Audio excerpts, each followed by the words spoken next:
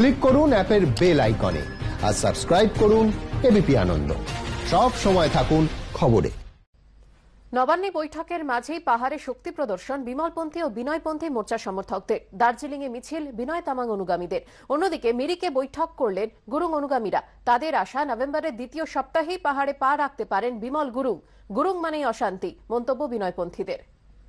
जो रैली कालिम्पोंग में हुआ, कर्शिंग में हुआ, मिरिक में हुआ, दार्जिलिंग में हुआ, इंटायर हिल्स में हुआ, इवन इन प्लेन्स में भी हो गया। वो रैली पब्लिक का रिजेंटमेंट है, पब्लिक का एंग्विश है, वो गुस्सा है उनका ऊपर में अगेंस्ट बिमल गुरुंग। পাহাড়ে হয়তো এটাই নিয়ম। বাম আমলে পাহাড়ের বেতাজ বাদশা ছিলেন সুভাষ ঘিসিং, আর তার প্রধান লেফটেন্যান্ট ছিলেন বিমল গুরুং। কিন্তু পরে সেই গুরুংই হয়ে ওঠেন পাহাড়ের রাজা, আর তার জন্যই আর কোনোদিন পাহাড়ে ফেরা হয়নি সুভাষ ঘিসিং এর। আবার বিমল গুরুং যখন পাহাড়ের সম্রাট হয়ে ওঠেন তখন তার প্রধান শিষ্য ছিলেন বিনয় তামাং। এখন সেই গুরুংয়েরই প্রধান প্রতিপক্ষ হয়ে উঠেছেন বিনয়। পাহাড়ের রাশ আর কোনোভাবেই প্রাক্তন গুরুর হাতে ছাড়তে রাজি নন তিনি। এই পাহাড়ে শুরু হয়েছে দুই গোষ্ঠীর শক্তি প্রদর্শন। লাগাতার দুপক্ষ মিছিল করে চলেছে। মঙ্গলবার দার্জিলিং এ मिছিল করেন বিনয়পন্থীরা। रैली नहीं, ये जन सैलाब है। पहाड़ जो शांत पहाड़ उसको हम अशांत नहीं चाहते।